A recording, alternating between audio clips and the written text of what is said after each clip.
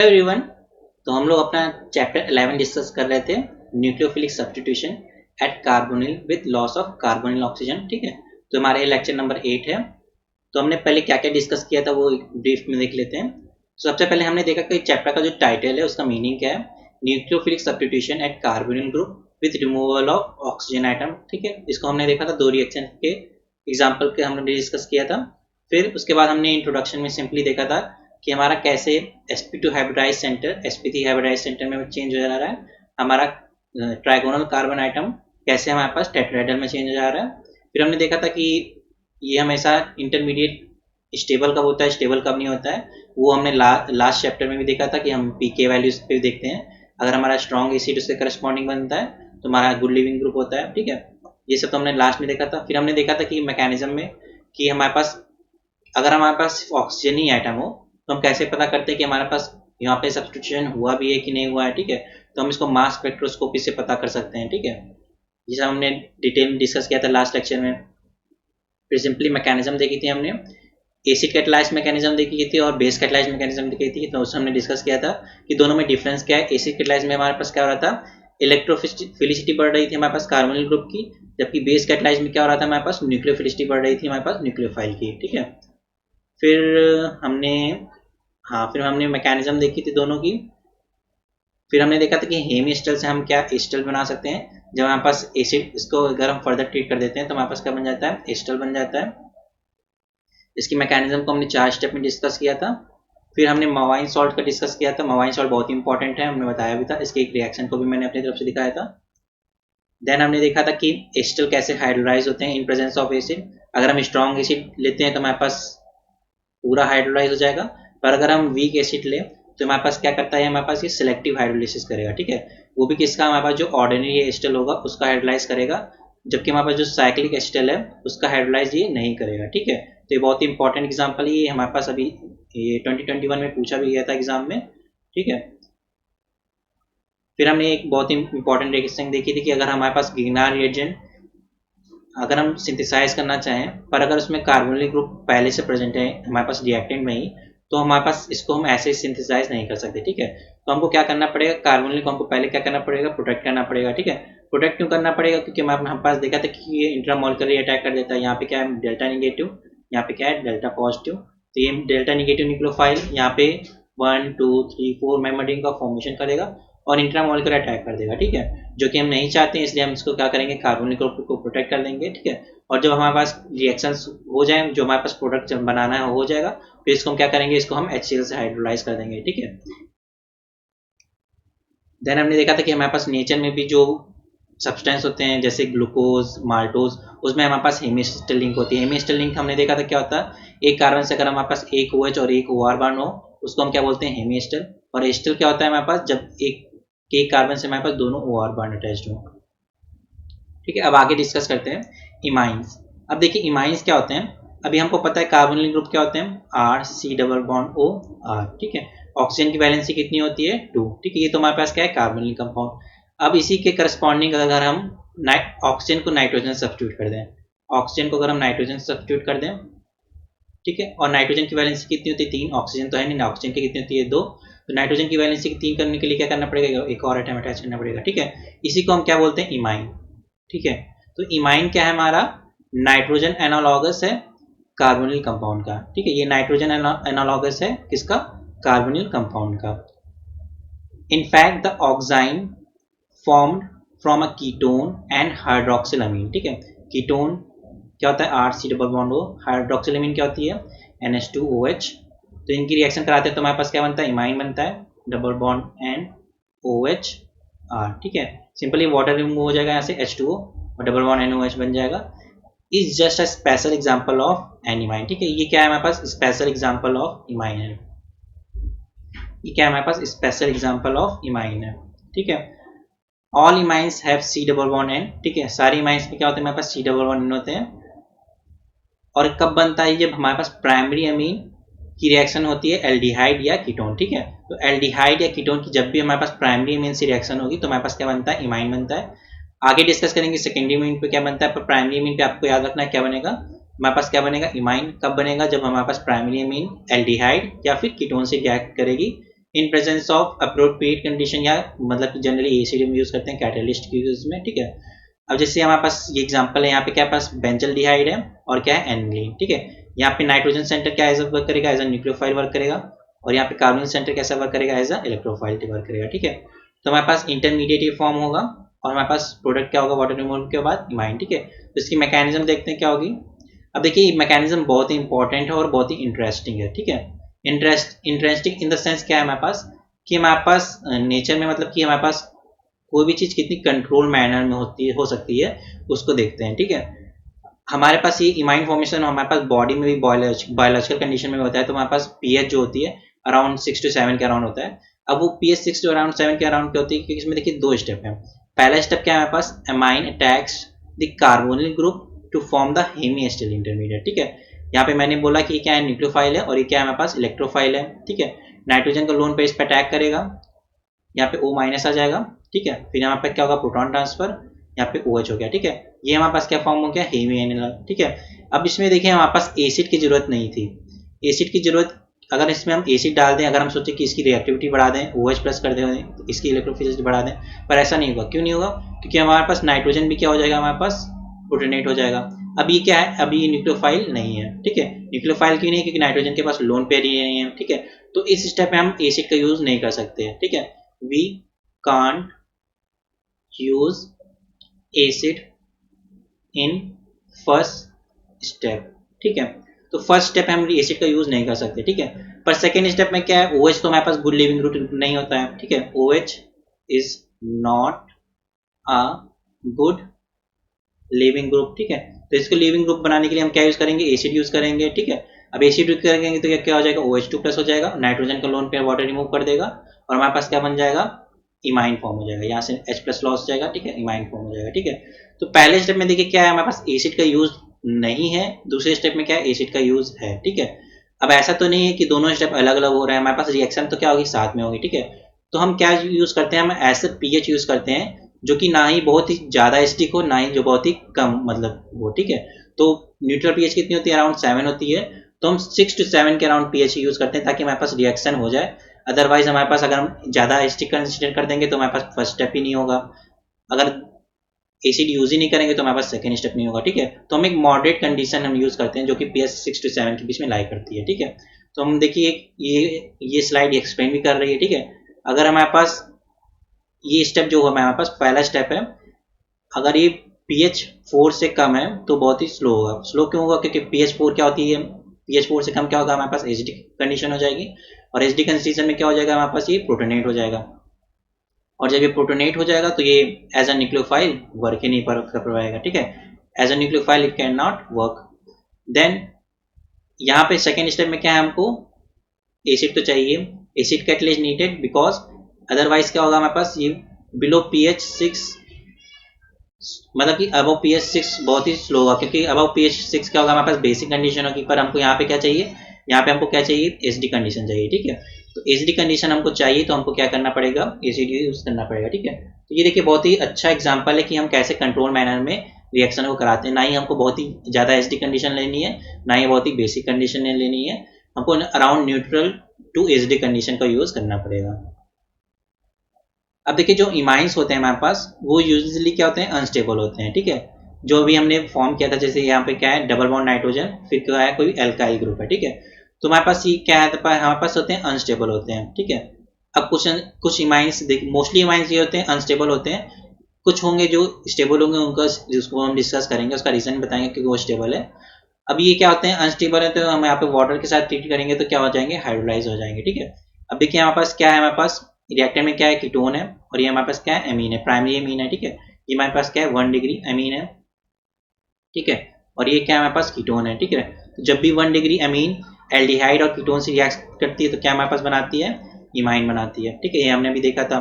अब इमाइन का फॉर्मेशन हो गया। अब ये बोल रहा है कि अनस्टेबल होती है, अगर हम इसको वाटर के साथ ट्रीट कर दें तो यहाँ से क्या हो जाएगी, हमारे पास क्लीवेज हो जाएगा। तो हमको फिर से क्या मिल जाएगा, reactant PHCOMe plus NH2 CMe PH, ठीक है। तो ये हमको क्या मिल जाएगा, रिएक्टेंट, ओके। तो इमाइंस आर रेडली हाइड्रोलाइज हमने देखा और to the carbonyl group and amine by an aqueous acid, ठीक है।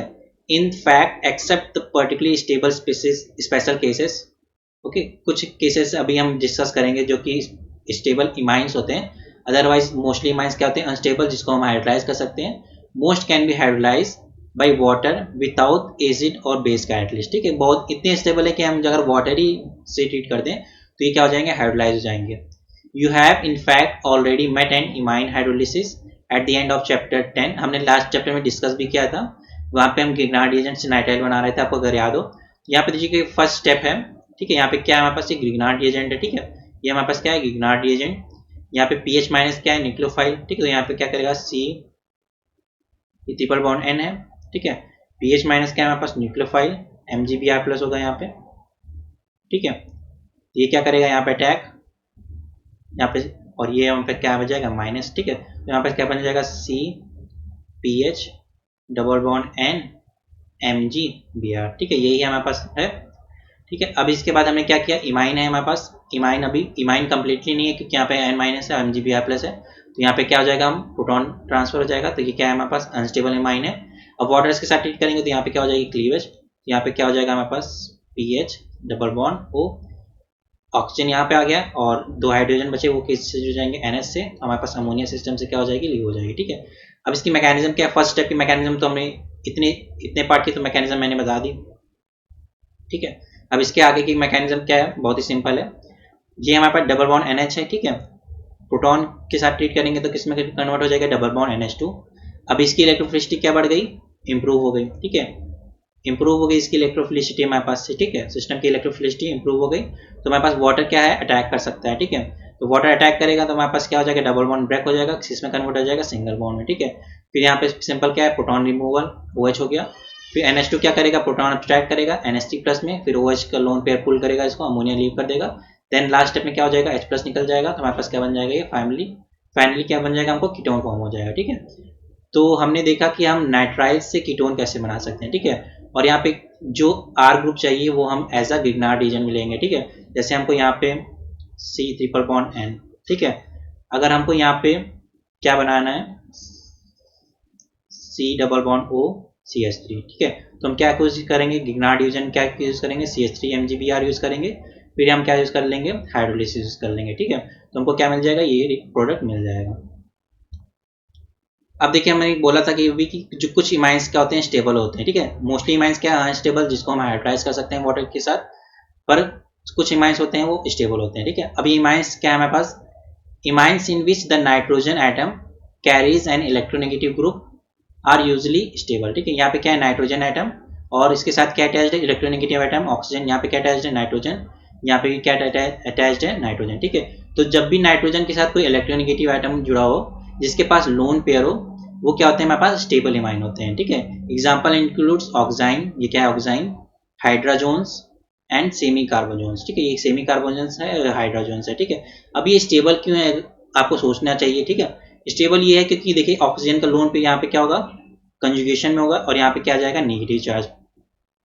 अब देखिए यहाँ पे नेगेटिव चार्ज आने से क्या हो गया, अब यहाँ पे इस सेंटर पे हमारे पास क्या अटैक करता था, न्यूक्लियोफाइल अटैक करता था ना। इस सेंटर पे क्या अटैक करता था, हमारे पास न्यूक्लियोफाइल अटैक करता था।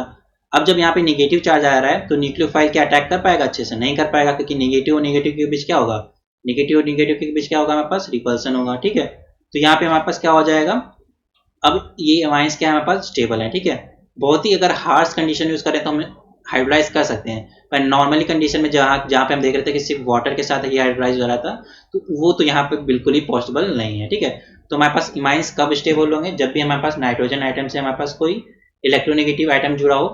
ठीक है, जिसके पास हमारे पास लोन पेयर है, तो लोन पेयर क्या करेगा, कंजुगेशन में चला जाएगा, और हमारे पास जो कार्बन सेंटर पर है वहां पे हमारे पास इलेक्ट्रॉन डेंसिटी को क्या कर देगा, इंक्रीज कर देगा, जिसके कारण न्यूक्लियोफाइल हमारे पास इजिली अप्रोच नहीं कर पाएगा। अब देखिए जो इमीनियम आयंस होते हैं और ऑक्सीनियम आयंस है, दोनों में हमारे पास क्या होता है, इमीनियम आयंस में देखिए हमारे पास क्या होता है, नाइट्रोजन सेंटर होता है और उस पर पॉजिटिव चार्ज होता है। ऑक्सीनियम में क्या होता है, हमारे पास ऑक्सीजन सेंटर होता है और पॉजिटिव चार्ज होता है। ठीक है, so let's return to the mechanism of imine formation and compare it for a moment with that of ester formation.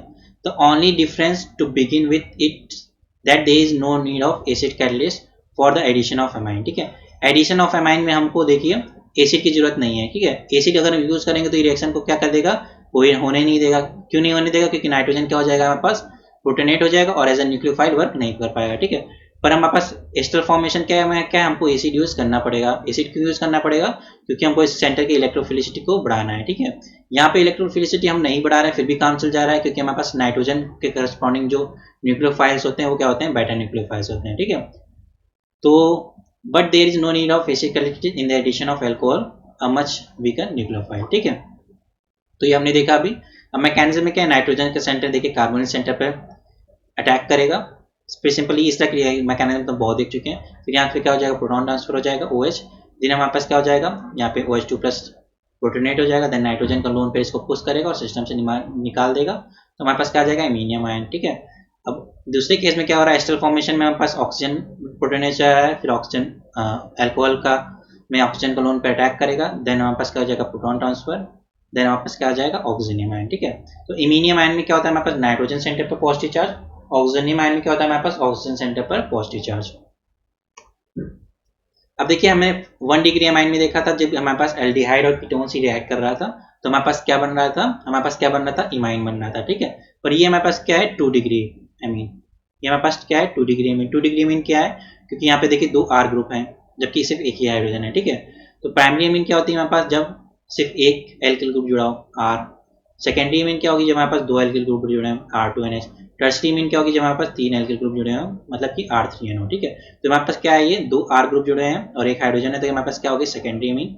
तो सेकेंडरी अमीन जब भी हमारे पास एल्डिहाइड या कीटोन से रिएक्ट करेगी तो हमारे पास क्या बनेगा, ईन अमीन। ठीक है, जिसको हम इनामीन भी बोल सकते हैं। ठीक है, इनामीन ही बोलते हैं। इनामीन क्यों बोलते हैं, क्योंकि हमारे पास एल्कीन से क्या आया, ईन, एल्कीन से क्या आया, ईन, और ये हमारे पास नाइट्रोजन सेंटर है, वहां से क्या आएगा हमारे पास अमीन। ठीक है, तो हमारे पास क्या हो गया, इनामीन। और ईल्ड भी देखिए काफी अच्छी है, हमने जब बस कैटलिस्ट एसिड कैटलिस्ट यूज किया तो हमको बहुत ही अच्छी ईल्ड मिली। ठीक है, तो पायरोलिडीन सेकेंडरी अमीन, ये हमारे पास क्या है, पायरोलिडीन, पायरोलिडीन है हमारे पास ये। ठीक है, जैसे पायरोल होता है उसी पायरोल क्या होता है हमारे पास, पायरोल में हमारे पास क्या होता है, डबल बॉन्ड होता है। अगर हम डबल बॉन्ड को हटा दें तो हमारे पास क्या बन जाएगा, पायरोलिडीन। ठीक है, ये हमारे पास क्या है, pyrrolidine. Secondary amine reacts with isobutyl aldehyde, ये हमारे पास क्या है, आइसोब्यूटाइल एल्डिहाइड है। आइसोब्यूटाइल एल्डिहाइड क्यों है, क्योंकि हमारे पास क्या है, आइसोप्रोपाइल ग्रुप अटैच है इससे।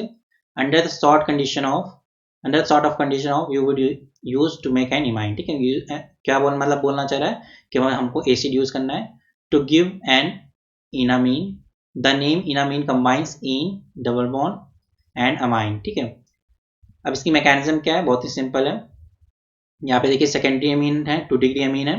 ये क्या करेगी, हमारे पास ऑक्सीजन कार्बोनिल सेंटर पर अटैक करेगी। ये हमारे पास क्या है, न्यूक्लियोफाइल, और ये हमारे पास क्या है, इलेक्ट्रोफाइल। ठीक है, तो न्यूक्लियोफाइल क्या करेगा, इलेक्ट्रोफाइल की साइड पर अटैक करेगा, फिर हमारे पास क्या हो जाएगा, यहाँ से प्रोटॉन ट्रांसफर हो जाएगा OH, देन ये क्या करेगा, ऑक्सीजन H+ अब्स्ट्रैक्शन करेगा, देन वाटर रिमूवल हो जाएगा, फिर हमारे पास क्या हो जाएगा, टाटोमराइजेशन हो जाएगा। ठीक है, तो हमको क्या मिल जाएगा, इनामीन। ठीक है, अब देखिए सारे स्टेप क्या है, रिवर्सिबल है। ठीक है, रिवर्सिबल क्यों है, क्योंकि यहाँ पे नाइट्रोजन भी लोन, यहाँ पे नाइट्रोजन की भी पॉसिबिलिटी है कि हमारे पास प्रोटोनेट हो जाए। ठीक है, वहाँ पे क्या हो जाएगा, हमारे पास रिएक्शन क्या जाएगी, बैकवर्ड डायरेक्शन में जाएगी। ठीक है, तो ऐसा होता है।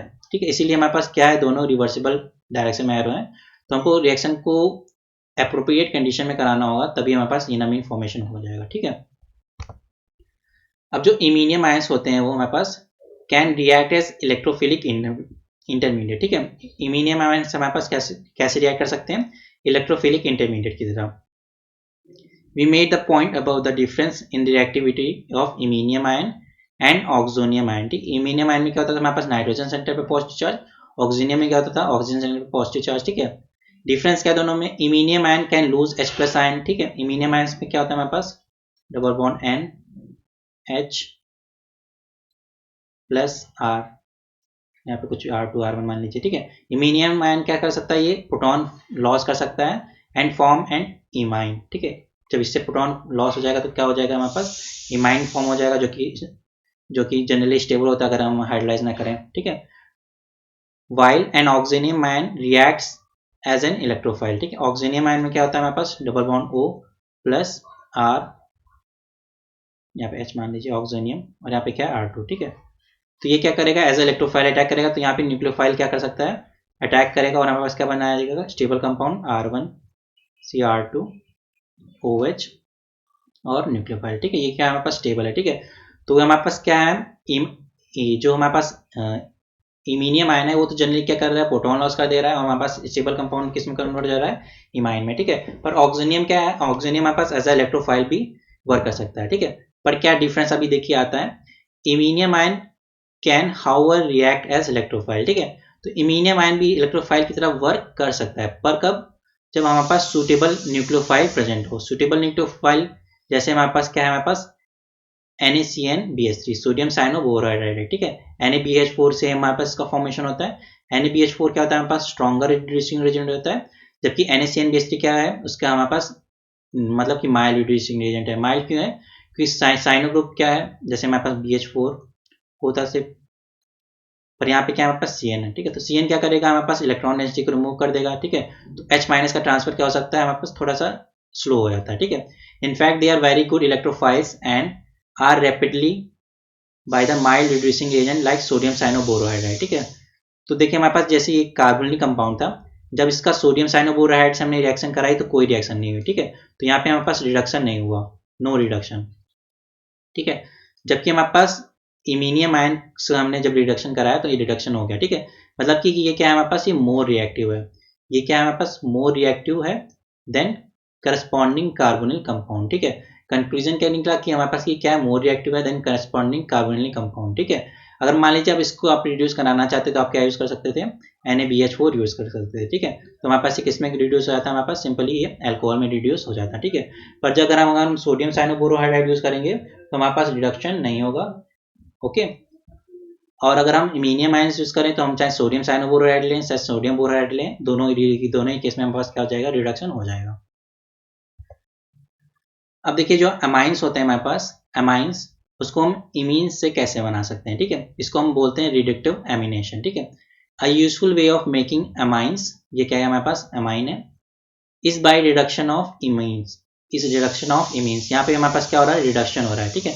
जहां पे भी हमारे पास एडिशन ऑफ हाइड्रोजन हो या रिमूवल ऑक्सीजन हो, वहां पे क्या होता है, हमारे पास रिडक्शन होता है, ठीक है। तो ये क्या है हमारे पास reduction of imines, this overall process from carbonic compound to amine is called reductive amination, ठीक है। तो ये जो स्टेप है, सेकेंड स्टेप है, इसको हम क्या बोलते हैं, रिडक्टिव रिडक्टिव एमिनेशन, ठीक है। ये क्या है हमारे पास, reductive amination. This is in fact one of the few successful ways and the best way of making secondary amine, ठीक है। तो सबसे पहले हमने क्या किया, एल्डिहाइड की हमने 1 डिग्री अमीन से रिएक्शन कराई, ये हमारे पास क्या है 1 डिग्री अमीन, ठीक है। तो हमारे पास क्या हुआ, 1 डिग्री अमीन जब भी एल्डिहाइड या कीटोन से रिएक्शन कराती है तो हमारे पास क्या बनता है, अमाइन बनता है, इमाइन बनता है, ठीक है।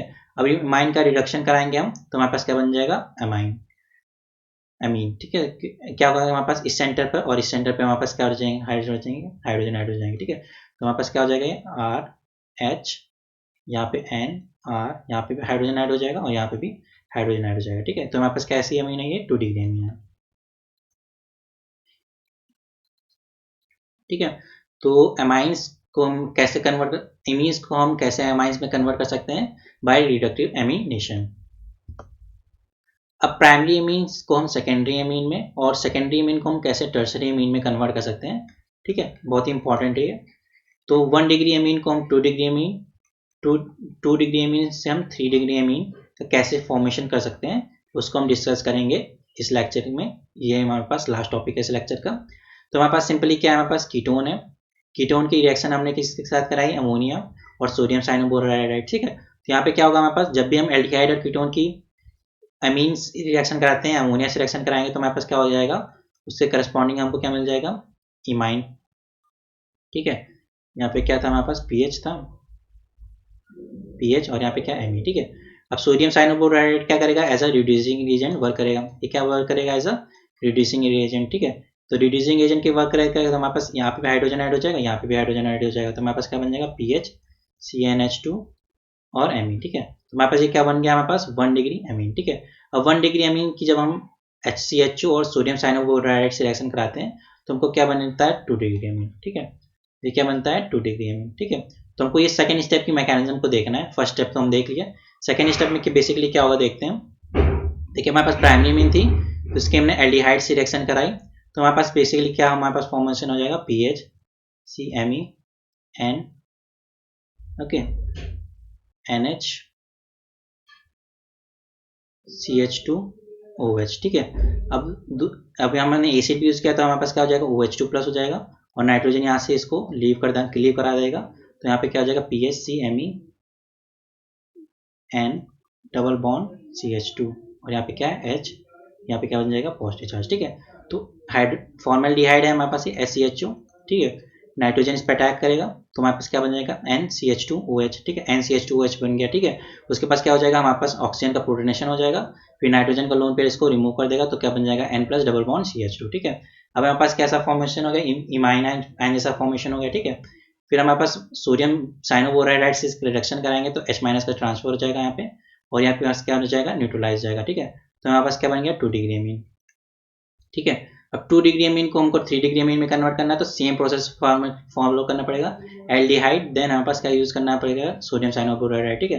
यहाँ पे भी सिमिलरली क्या हो जाएगा NCH2OH, फिर हमारे पास क्या जाएगा N plus double bond CH2, यहाँ पे देख लेते हैं PHCMe, यहाँ पे क्या है NMe, यहाँ पे क्या हो जाएगा पहले CH2OH, फिर यहाँ पे क्या हो जाएगा प्रोटोनेशन, फिर यहाँ से क्या हो जाएगा रिमूवल ऑफ वाटर, तो हमारे पास क्या बन जाएगा PHCMe NMe double bond CH2, ठीक है। फिर NaBH3CN H माइनस यहाँ पे अटैक करेगा, ये न्यूट्रलाइज हो जाएगा तो हमारे पास क्या बन जाएगा टर्शियरी अमीन, ठीक है। तो इस लेक्चर में हम इतना ही रखेंगे, तो एक बार शॉर्ट रिवाइज कर लेते हैं हमने क्या क्या देखा इस लेक्चर में।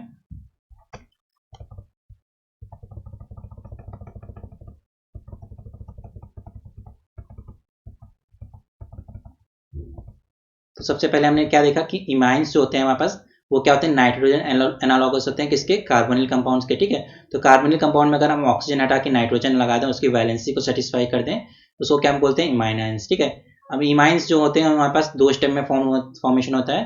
पहले स्टेप में क्या होता है, हमारे पास जो नाइट्रोजन है अमाइन है उसका नाइट्रोजन सेंटर अटैक करता है और दूसरे सेंटर में क्या होता है प्रोटेक्शन और वाटर रिमूवल, ठीक है। तो इसमें हमने देखा कि हमको यहाँ पे पीएच को बहुत ही कंट्रोल मैनर में यूज करना पड़ता है, तो पीएच को जनरली हम 6 to 7 ही लेते हैं, ठीक है। अदरवाइज हमारे पास क्या होगा, हम मान लीजिए बहुत ही स्ट्रॉन्ग एसिडिक पीएच ले लें, ठीक है, तो क्या होगा हमारे पास फर्स्ट स्टेप वहाँ पे नहीं हो पाएगा। फर्स्ट स्टेप नहीं हो पाएगा क्यों, क्योंकि हमारे पास यहाँ पे क्या हो जाएगा, हमारे पास प्रोटोनेशन हो जाएगा और हमारे पास न्यूक्लियोफाइल ही नहीं रहेगा, ठीक है।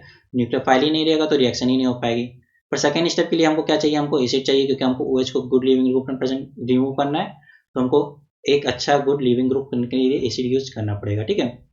इसीलिए हम पीएच को क्या 6 to 7 के बीच में यूज करते हैं। देन हमने देखा कि जो इमाइंस होते हैं वो क्या होते हैं, जनरली अनस्टेबल होते हैं, और जब हम उसको वाटर के साथ सिंपली ट्रीट करते हैं, भले हम एसिड या बेस ना लिए तब भी हमारे पास क्या होता है हाइड्रोलाइज होता है, ठीक है। तो हाइड्रोलाइज किस में हो जाएगा, हमारे पास कीटोन, और जो हमारे पास 1 डिग्री अमीन है, मतलब कि जिससे इसको हमने स्टार्टिंग में बनाया था उसी में क्या हो जाएगा, फिर से कन्वर्ट हो जाएगा। तो बेसिकली एक तरह से रिवर्सिबल रिएक्शन हो जाएगी अगर हमारे पास एसिड प्रेजेंट है सिस्टम में। फिर हमने सिंपली देखा कि नाइट्राइल को करस्पॉन्डिंग कीटोन में कैसे कन्वर्ट करेंगे और किस टाइप का हमारे पास आर ग्रुप उसके साथ अटैच्ड होना चाहिए, मतलब आर ग्रुप मैंने कहने का मतलब क्या है, यहाँ पे कौन सा ग्रुप होना चाहिए, तो उसी का करस्पॉन्डिंग हमको गिग्नार्ड रिएजेंट लेना पड़ेगा, ठीक है।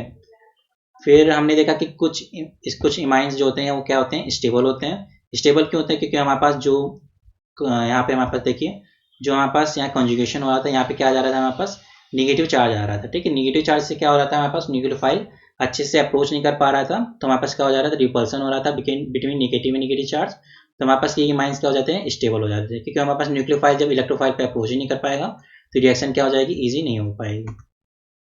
फिर हमने इमीनियम आयंस और ऑक्सीनियम आयंस में देखा। इमीनियम आयंस क्या होते हैं हमारे पास, जब नाइट्रोजन पे हमारे पास पॉजिटिव चार्ज हो। ऑक्सीनियम आयंस क्या होते हैं, जब हमारे पास ऑक्सीजन पे क्या हो पॉजिटिव चार्ज। फिर हमने देखा कि सेकेंडरी एमीन से हमारे पास क्या बनता है, इनामीन। 1 डिग्री एमीन और एल्डिहाइड और कीटोन से क्या बनता है, हमारे पास इमाइन बनता है, पर सेकेंडरी एमीन से क्या बनता है हमारे पास, इनामीन। इसको इनामीन क्यों बोल रहे थे, क्योंकि हमारे पास यहाँ पे एल्कीन्स का डबल बॉन्ड है और क्या है नाइट्रोजन सेंटर है, ठीक है। तो एल्कीन से क्या है इन और नाइट्रोजन से क्या है हमारे पास एमाइन, ठीक है, तो इसको क्या बोलते हैं इनामाइन। फिर इसकी मैकेनिज्म हमने देखी। फिर हमने देखा जो हमारे पास इमीनियम आयंस होते हैं वो क्या होते हैं हमारे पास एज अ इलेक्ट्रोफाइल व्यवहार कर सकते हैं। जनरली अगर हमारे पास क्या होता है प्रोटॉन लॉस कर देते हैं और इमाइन में कन्वर्ट हो जाते हैं, पर हमारे पास अगर हमारे पास सही इमाइन है तो वो क्या होगी कि हमारे पास सोडियम साइनोबोराइड से रिडक्शन भी दिखा सकती है, जो कि कीटोन शो नहीं करता है। कीटोन क्या है उतना रिएक्टिव नहीं है जितना कि हमारे पास इमीनियम आयन है, क्योंकि इसकी इलेक्ट्रोफिलिसिटी क्या है हमारे पास कीटोन से ज़्यादा है। फिर हमने देखा कि रिडक्टिव एमिनेशन क्या होता है, हम अमाइन से इमीन से हम कैसे सेकेंडरी अमाइन बना सकते हैं। फिर हमने लास्ट में क्या देखा, हम प्राइमरी अमीन को सेकेंडरी अमीन और सेकेंडरी एमीन को हम टर्सरी एमीन में कैसे कन्वर्ट करते हैं। तो बेसिकली हमको क्या फॉर्मेशन करना है, सबसे पहले हमको एल्डिहाइड या कीटोन को सबसे पहले इमाइन में कन्वर्ट करना है। इमाइन का फिर हमको रिडक्शन कराना है, तो 1 डिग्री एमीन मिल गई। फिर 1 डिग्री एमीन से 2 डिग्री एमीन और 2 डिग्री एमीन से 3 डिग्री एमीन का सेम मतलब कि मेथड है। क्या करना है हमको, एल्डिहाइड मतलब कि फॉर्मल्डिहाइड यूज करना है और सोडियम बोरोहाइड्राइड यूज करना है, ठीक है। इसके मैकेनिज्म को हमने डिस्कस किया, ठीक है। अब जो भी बचा है हम नेक्स्ट लेक्चर में डिस्कस करेंगे इसके आगे। आई होप यहाँ तक आपको क्लियर होगा, ठीक है। So thank you for watching this video.